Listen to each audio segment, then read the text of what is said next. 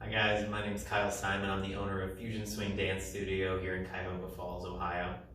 Today we're going to be taking a look at West Coast Swing, and I know everybody wants to dive into understanding connection and understanding their basic patterns and actually start dancing. But before we can do that, we really need to take a few steps back and really look at our fundamental movement skills. We need to take it back to basics so that we can actually learn how to move our body, so that when we actually do adapt that to the dance, things come a whole lot easier moving forward. So today we're going to be looking at the fundamental movement skill of foot rolling, and within this section we're going to take a look at 4 key areas that are going to really help you master this particular area of your dancing. So we're going to look at pitch, we're going to look at where your feet need to be angled, we're going to take a look at foot articulation, as well as weight transfer. And then we're going to finish it out by actually looking at how we move through these patterns. So first thing we need to talk about is pitch.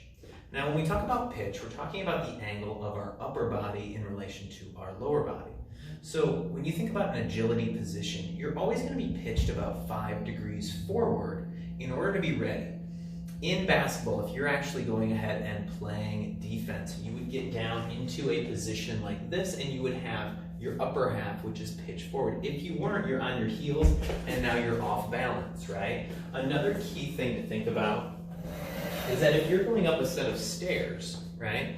If we went to lift ourselves up the stair and didn't move our upper half over our foot, we would go up and then come back down, right? So we need to make sure that we pitch our body forward in order to lift ourselves onto that foot. Now, you need to make sure that your pitch is there so that you're in a good position for West Coast Swing. Now, our next area that we need to take a look at is our toe turnout. Sometimes you've heard people say 10 and 2, but we're actually going to be looking at 11 and 1. If you think about keeping your feet underneath your shoulders and then slightly turning your heels in, this is the position that you're going to end up with in your feet. Now, if we look at foot articulation, we need to think about rolling from the toe of our foot to the heel. Now, with each step, as you stretch back, you see how your toe hits first, then the ball of your foot, then the arch, theoretically, then the heel, and then our knee would go straight. If we did that with our next foot, toe, ball, arch, heel, knee straight, toe, ball, arch, heel, knee straight, and we could do that in any direction, okay? Now, since we're moving backwards, that's going to be the progression from toe to heel. Now, if you think about moving forward, we need to make sure that we're actually striking with our heel, at least in the beginning, so you guys can feel how this is. You'll feel yourself strike with the heel and then shift your weight over that foot. Now, I know for many Latin dancers, you guys might have been taught how to actually step forward with the toe first, and that's completely fine. If you want to keep doing that, that is fine.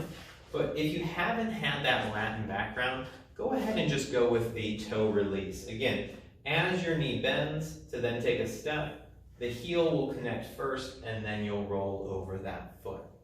Now, the final thing we need to talk about here, guys, is weight transfer. Now, if we did that toe, ball, arch, heel, knee straight drill, you don't see me commit 100% of my weight right away. You actually see the transfer of weight basically go up 20% each time. So when I stretch my foot back and connect the toe, there's about 20% of the weight there. As the ball hits, you'll go up to 40. The arch would be 60. The heel would be 80. And then knee straight would be 100% of my weight on this foot. Same thing, 20, 40, 60, 80, 100. 20, 40, 60, 80, 100. Now, this goes in both directions. As you take the step forward, 20, 40, 60, 80, 100. Now all my weight's over this foot. 20, 40, 60, 80, 100. Okay? So as we are going through and understanding foot rolling, a key drill to kind of understand would just be to kind of walk back normally. We're controlling our step. Once you get here, see if you could do a few foot rolls in place to make sure that your pitch is still in the right position, okay? If you did it back this way, here's your rolling effect. You're controlling it, and then you can keep it going underneath you, right? I still have proper pitch.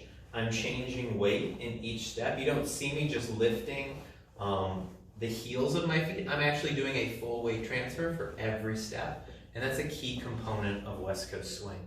So guys, what we talked about again today was the fundamental movement skill of rolling through the feet. It's a critical component to West Coast swing and definitely worth your time to try to master before you actually get into the dance.